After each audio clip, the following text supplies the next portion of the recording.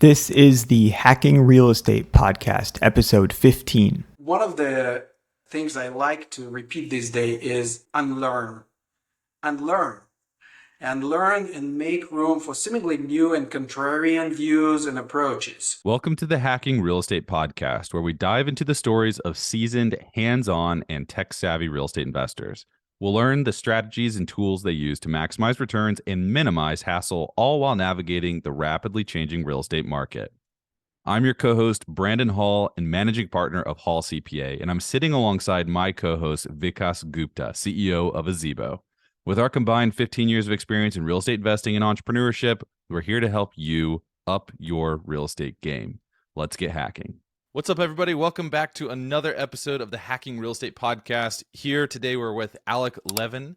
He's a real estate investor who started his venture in 2016 by buying a condo, and he continued acquiring rental properties and generated enough income to support his family while also working as an information technology professional. Alec wrote the book, Own Your Future with Real Estate, and it's informed by the relentless notes and experiences he had along the way. Alec, welcome to the show. Thank you, Brandon. Happy to be here. So if you don't mind, just kind of start off by giving us a brief background on yourself and what led up to that first purchase, and then what made you want to get into real estate. Gladly. My name is Alec, and I'm a geek at heart. I love to learn how things work and how they break. And even further, I like to know how to make them work better. So I used to be a computer geek that turned into a real estate aficionado. I have 20 years of career in IT. I started in 1999 as a trainer on emerging dynamic web pages. That was all the rage. Moved from teaching to actually doing things, writing production code, then managed the developers, the team of developers, then I managed a team of cloud operations. At one point, I was doing memory dump analysis and finding vulnerabilities into computer code and finding performance bottleneck. You can't go geekier than that. That's true hacking, I'm telling you. So, and then I was fired from my job. The company actually imploded financially, go figure. And my last IT job was as a program manager, which I left voluntarily last January. So IT is no more for me. But you can get geek out of me. And today I'm even geekier than before, but this time I'm a geek about real estate. How I got started? Broken numbers. The broken numbers that got me started. I was doing pretty well as an IT geek, enjoying my work, making an impact, making decent money. And then I tried to look ahead and see where it's all going. And the numbers just didn't work. The 401k and all this stuff. So I searched for the alternatives, and I couldn't explain why, but I picked up a book named Rich Dad, Poor Dad. Go figure. I don't know why I picked up this book. And I couldn't believe what I read. I really couldn't believe what I'm reading. Then I followed up reading a book by Tom Wheelwright named Tax-Free Wealth. And that was the red pill for me, and I just swallowed all in and never looked back. As I mentioned, I bought my first townhouse condo just to test things out. I followed up with a couple more single family rentals since I didn't want to deal with HOAs anymore. And since then, I'm just, it was quite a roller coaster and overwhelmingly in good ways. So the broken numbers no more. The numbers since then looked really, really good and better every day. Congratulations. I mean, it's quite the story. So can you describe what your portfolio looks like today? I am into single family homes. I manage two portfolios in two states, one in Arizona and one in Washington, the state. I'm aggressively divesting from Washington, where I have started, and similarly, or even more aggressively growing my portfolio in Arizona, a portfolio of single family rentals. And these are long-term LTR, long-term rentals. I'm not doing Airbnb. And that's how my portfolio looks today. How many units do you have today? I'm asked this questions quite a lot, and it's not that I'm not comfortable answering how many doors or units, but if I told I have only two, and these two are super duper high income producing $20,000 a month, or what if I told it's 100 doors that make $500 a month? So I don't look at those things that way, but I'll tell you, it's a little over a dozen. I like converting this question into more of a from the business angle. So let it put it this way: I have a career of 20 years in IT. It's a decent job, decent money, and I was able to change it completely by having this portfolio that supports my family. So I believe when people ask me how many units you have, I think it's the real question how much money you make, if I may assume. And I think that it shows that it makes decent money if I was able to give up on a IT career, on a decent IT career, and now switch onto this portfolio that supports my family. Does it make sense? Yeah. So talk to me about the how it's like the cash flow, how you think about the cash flow and supporting your family. Did you have a number in mind where you knew if you hit it, then you would be able to quit your IT job and kind of retire? And my second question is, for those of us that might have portfolios that do bring in cash flow, I'm thinking about mine selfishly right now. How do you think through how much cash flow you need if you're going to quit your job? I'm trying to come at this from like a way. I'm basically thinking about like how do you budget in the maintenance costs, the capex costs, and still know that you're going to have enough to take out of the portfolio to live on. How did you get comfortable with that number and pull the trigger on retiring? I think I hear you, what you're trying to say, and I feel like what you're trying to say. And it's not easy to ask this question, and it's easy to answer this question with a simple number. And I think the idea behind my approach is what kind of a lifestyle you want to have. What are the income streams do I need to have to support this lifestyle? So when you have a job, it's easy, right? So you have a $10,000 your gross a month, or whatever, 100,000, 150, or 200,000 if you're a IT professional, and it's easy. You know, every month you have that much money coming in. You have exactly the number how much federal tax withholding will be. You know exactly how much you will bring home. On the flip side, when you no longer hold W-2, it's a completely different mindset. It's a cash income streams that need to support you, and I can name it three. So number one is the cash flow from the rental properties, right? That's probably the easiest and comparable to your day job. So you have a rental that you collect $2,500 of rent, and you pay $2,000 in expenses. You have $500 in cash flow. You have 10 of those. You have $5,000 coming in. Easy. But then the other one is and I'm a licensed realtor. I need to disclose this. So that's another income stream, which is not very much predictable, right? So if you make a sale, you bring some bacon home. If you don't make a sale, no bacon. And the good thing is that me being an active investor, I'm my own client. So I'm getting a cut as a realtor when I buy or sell my own rentals. But again, as a realtor, it's an income stream, but it's unpredictable. And then there's another and third one is the equity. So I do consider it as a source of income, unlike most of the time when I was wearing my W-2 hat. I had my savings or 401k, and that was my savings for the retirement. No, today my equity in my portfolio is considered as an income stream. And if I'm short on either of those, so for example, for a particular month, I have some massive expense on my rental, and my cash flow is going to zero, and I don't have any sales as a realtor, so I bring zero home. Hey, I have my equity I can tap into and supplement my income. Does it make sense? So you ask about number. I used to have kind of a metaphor. $5,000 is a game changer or something like that. $10,000 is life is good.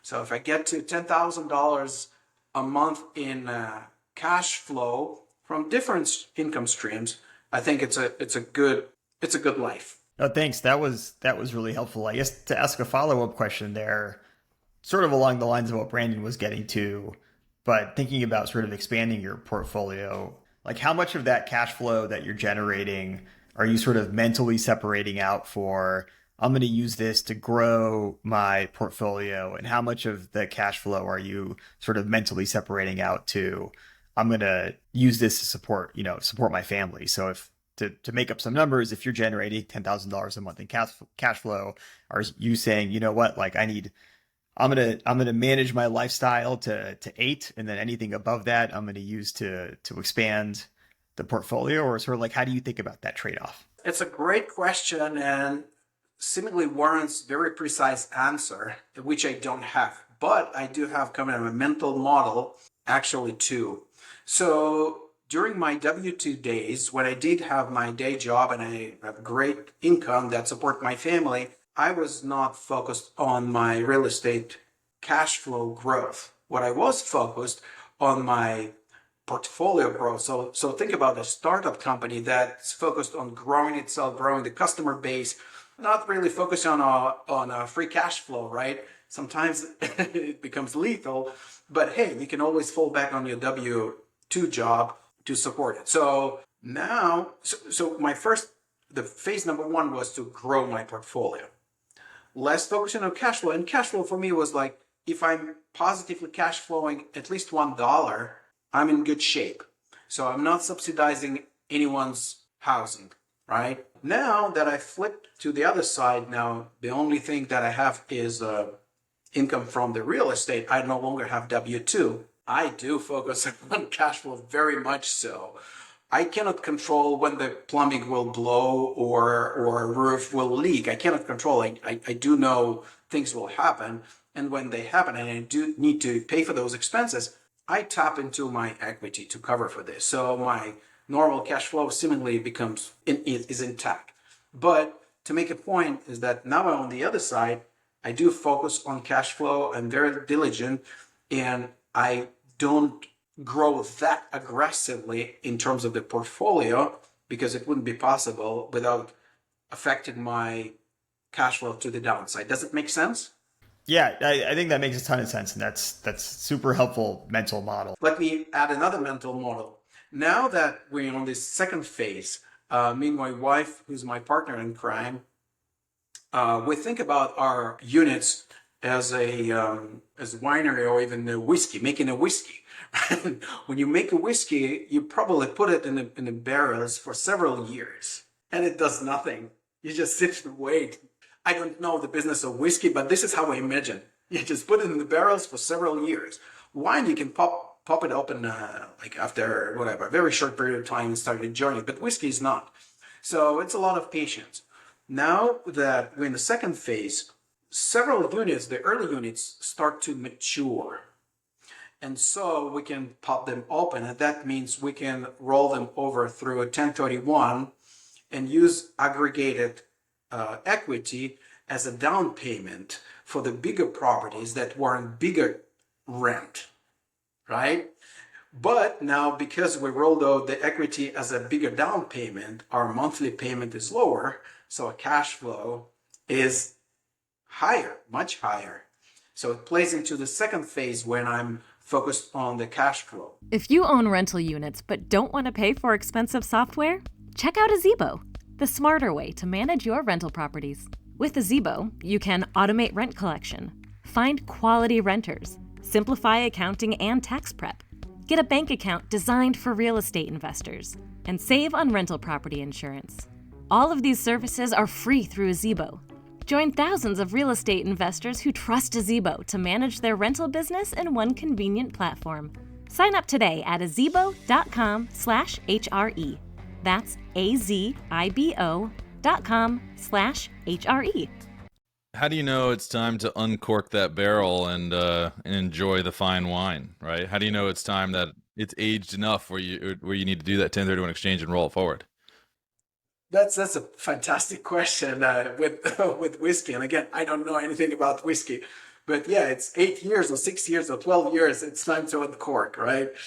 With real estate, it's not like that. It's the maturity can come very sudden. For example, very unpleasant development with the local jurisdictions that become very hostile toward landlords, and you just need to pack and go. Or very pleasant developments when the local jurisdictions invite businesses, reduce property taxes, aggressively bring new businesses that bring their employees. What happens in Phoenix, at least recently, right? So, but if those combine, then okay, I say, okay, I'm wrapping up things in Washington. I'm moving into Arizona. So this kind of maturity. So the market tells me, hey, here's a maturity over here. Why don't you uncork some bottle of whiskey and start pouring? So is the reason you're shifting from Washington to and doubling down in the Phoenix area regulatory?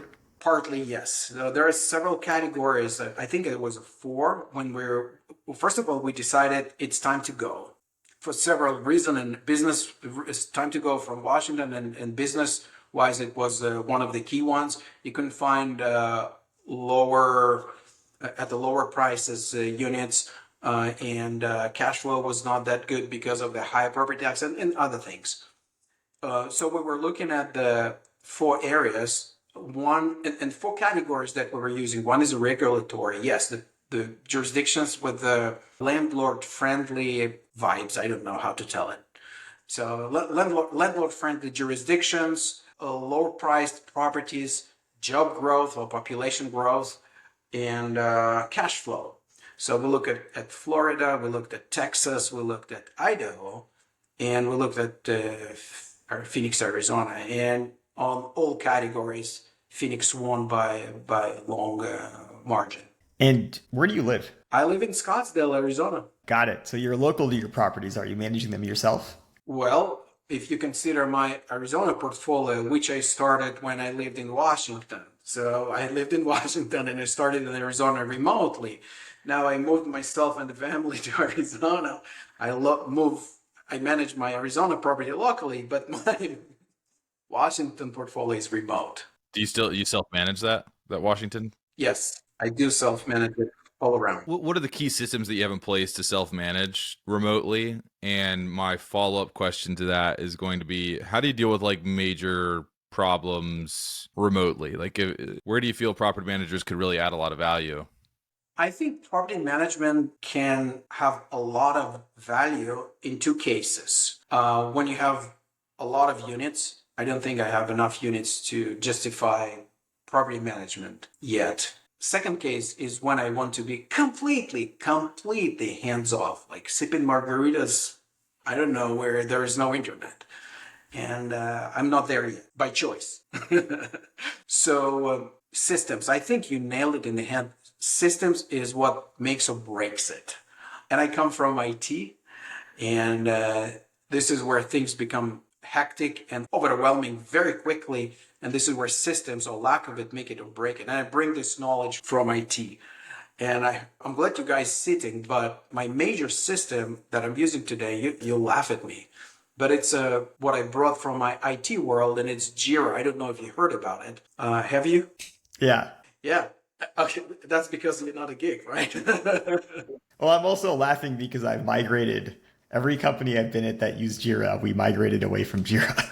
Now, since you work with this, understand how completely geeky I am, right? But knowing JIRA, there is no reason why not to use it. It's a general purpose item or ticket tracking system, world-class, fantastic system. So I just created my own system. I used, if you're familiar with the add-on called structure, now I can build a hierarchical views of my LLC, my portfolio, my tenants, and it's click, very fast. So Brandon, to answer your question, there is a system, the mindset that is system, but then there is an IT system that you need to wrap around this mindset. And I tried different other systems. Appfolio, Buildium? That's for big portfolios, and they cost a lot of money. There's the free ones. I can't remember the name. But the problem with them was that it's a predefined box, and this is how it works. You need a little customization around here. Oh, my portfolio doesn't look like that. Oh, my entity structure doesn't look like that. I don't want to track it this way. I want to track that. It's impossible. It's impossible. And I don't want this view. I want this report and I want to structure it this way. It's impossible. They box you into something that is not you. Screw it. I'm going to build my own. And it was very fast for me. And this is it. I'm using that system for myself. What are some challenges you've run into managing your properties remotely? It's the team, the boots on the ground. So it's completely paramount to build a team of trusted subcontractors who can, or professionals. It doesn't have to be subcontractors. So professionals who you can reach, you can rely, and they can do the job for you. It's completely paramount. I can tell you this. So now I'm local here in Arizona, and all my clients who are mostly a circle of my friends who now bring friends of their friends, and now their friends bringing them friends. They're all remote. They're all remote. So they're not in Arizona. And I support them as an agent. I support them as a sounding board with my thinking. But also I have an extensive list of subcontractors. Do you have a landscaper? Yes. Here's a number. Oh, you have a cleaning team? Yes. Do you have this? Do you have a plumber? Yes. This. Do you have a roofer? Yes. Dun, dun, dun, dun, dun. So it's a paramount to have a boots on the ground that you can rely on. And then how are you collecting rent? Is that, checks? Have you digitized it? Like, how are you managing that process? It's all digital. So for managing my books, I actually using QuickBooks. And I do, until recently, I used to issue invoices. And until recently, tenants would pay through this. And it was very convenient until QuickBooks decided to charge $10 every time you're being paid. And I said, I'm not a fan.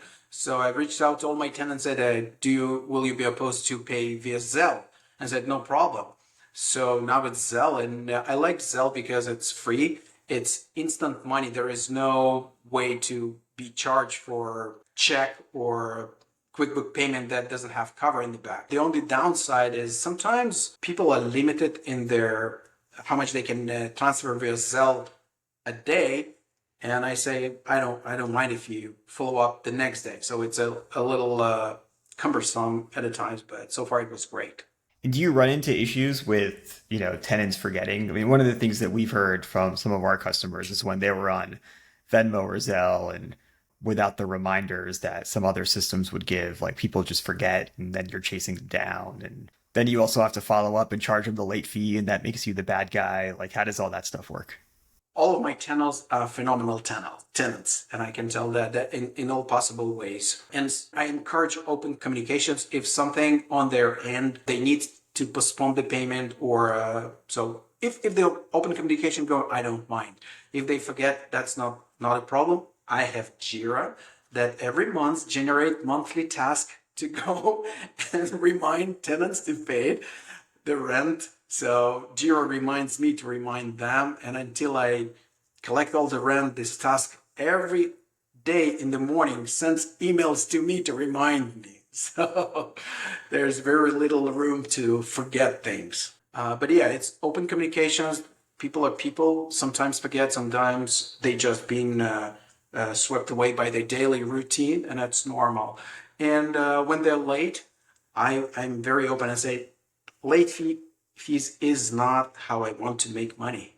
This is absolutely not the way how I want to make money. But if this is the case, I will have to do it. But generally, I can't remember. I can't remember when I charged late fee because people paid on time. So what are you doing to make sure that you have such excellent tenants? Oh, that's a fantastic question. It starts with picking areas that attract, I don't know how to put it, high quality tenants. I don't know how, for the lack of other word. So, and that's normally high paying job, the healthcare facilities, the manufacturing jobs, high tech, like here in Phoenix. You have a lot of microchip plants. I have a lot of financials. And those institutions already vet their workers, right? So that's number one. Second is when you publish your rental for rent, you go through the vetting process. And that's the key. And I can tell you this, I'm dealing now with eviction, now going into the third year. I cannot evict a tenant in Washington. This is the only time when we made our decision based on our heart versus our mind. So to answer your question, it's how you make sure you decide to run a business. So you decide you run a business, you run a charity, or you run a heart. If you run a business, you need to make decisions based on your mind, not heart. One time we looked at the application. It was screaming, don't rent to this. It was screaming, don't. And we looked one at another and said, hey, we believe in second chances and we allowed. And now we're into third year. We lost 2 eviction courts. We just yesterday filed a third summons and complaint with a third attorney. I'm in about $30,000 loss in uncollected rent and over $10,000 in attorney fees. And I can go and blame this and jurisdictions and that. It was me. It was me. It was me. It was me who made this mistake. Very expensive mistake, very expensive tuition, but hey, lesson learned. What were some of the red flags on that application, if you don't mind sharing? I don't. So I'm very open with my tenants, with my prospects. I openly say I want a tenant who can do 2 things: keep the property in great shape and pay on time. And the way for me to decide is, number 1, look at your background check and see your financial behavior. And second, see your verifiable income that should look like 3 times the rent. This is very standard in the industry. So if we see those 2 things, we should move forward. If I see red flags in either of those, and that could be eviction, it could be collections, it could be a percentage of payment on time, only 40%. If you pay on time only 40% of your time to credit cards and your medical bills, where I am in line, right? So this kind of stuff. But if you see 100% payment on time, credit score 680 and higher, you have no bankruptcies, no collections, hey, this is great. Do you rent your property to other entrepreneurs who don't have W-2 income, or only to people who have W-2 income?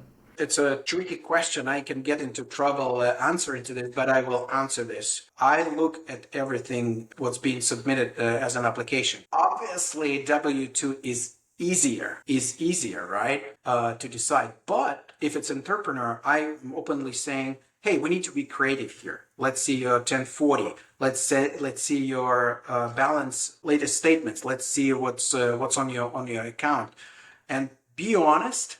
If there is open communication going, and I feel based on this evidence, I'm speaking with a true entrepreneur, we're in the same boat. It's going to be even easier down the road, right? So he understands what I'm doing. I understand what he's doing. We're speaking the same language. So no, it's not only W-2. Got it. Well, I appreciate your candidness there, and I understand it's a tricky question.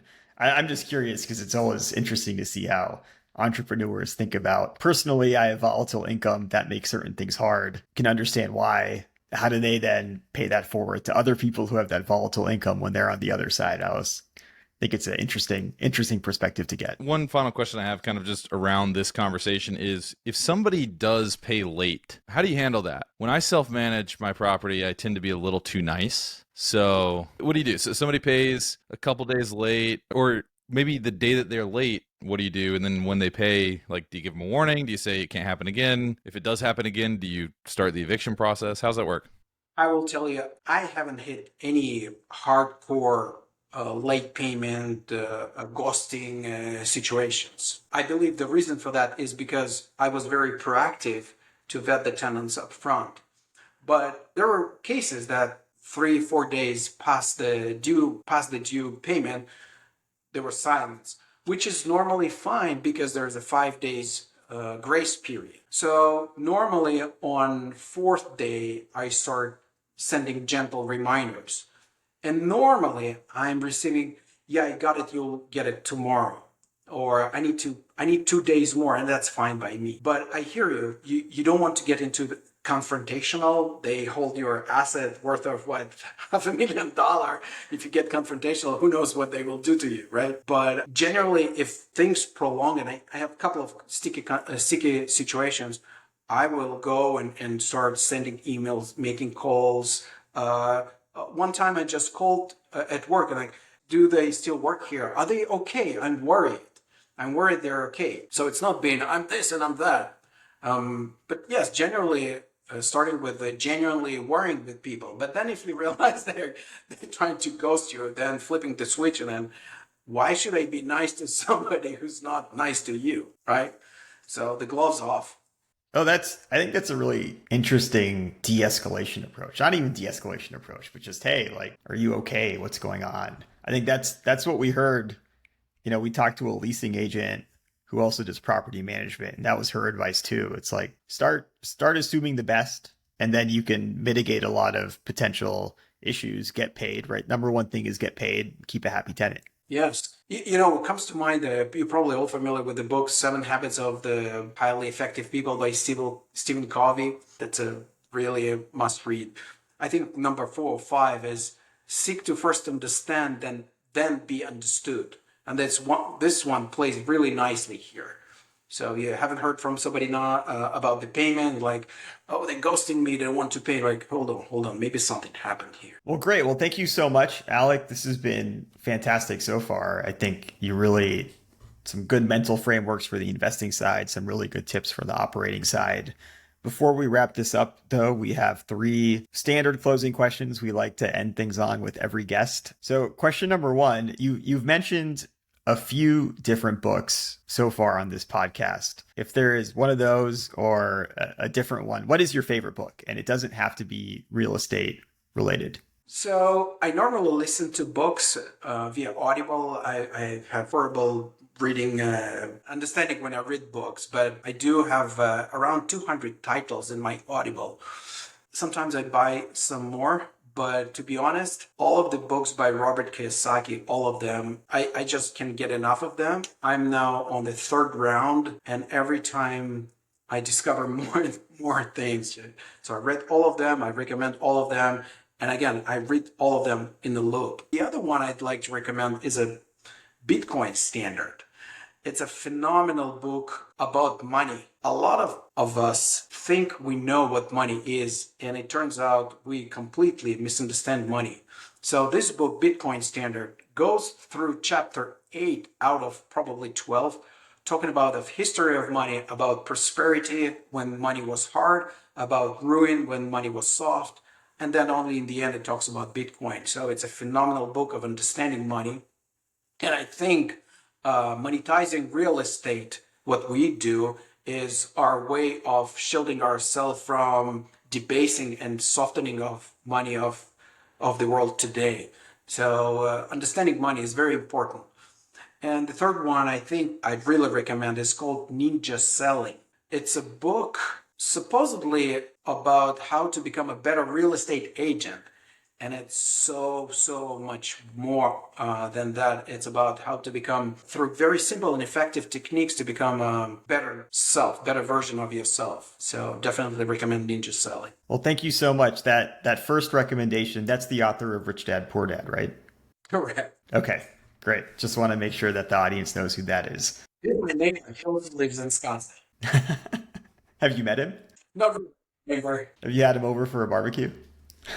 No, he's not really my neighbor, but yeah, he lives in Wisconsin. That second book sounds right up my alley as an econ history nerd, so I'm definitely going to be picking up that one. Question number 2, and we've talked about this also a little bit on the podcast, appreciation versus cash flow. But for you, what's most important to you? What do you think is most important, cash flow or appreciation? Yeah, the answer is yes. I love questions, and I love answering with yes, and I mean it. So it all depends where you're in your journey, right? So when I started, I had my day job. I was less focused on cash flow. I was more focused on appreciation and equity. Now, out of day job, cash flow is becoming more important, or very important, and less of a growth. But generally, the answer is yes. Yes, both are important. Like in any business, you either grow or the business declines, and yeah, you need to pay your bills while you grow your business, and how you pay your bills is through the cash flow. And our final question, is there any last piece of advice that you'd like to leave our audience with that you didn't get a chance to touch on? Yeah, I think one of the things I like to repeat these days is unlearn. and learn and make room for seemingly new and contrarian views and approaches. Paraphrasing Mark Twain, he has this complex quote, but paraphrasing it, it's you normally get in trouble not because you don't know something. It's because of what you know, but it's actually false, right? So knowing all those false or fake things is my advice to unlearn and make room for new and contrarian things and learn them. Got it. Well, again, thank you so much, Alec. This has been a fantastic episode. I think it's going to be incredibly valuable for our audience, and we really appreciate you taking the time and sharing your story with us. Well, thank you very much. It was a pleasure.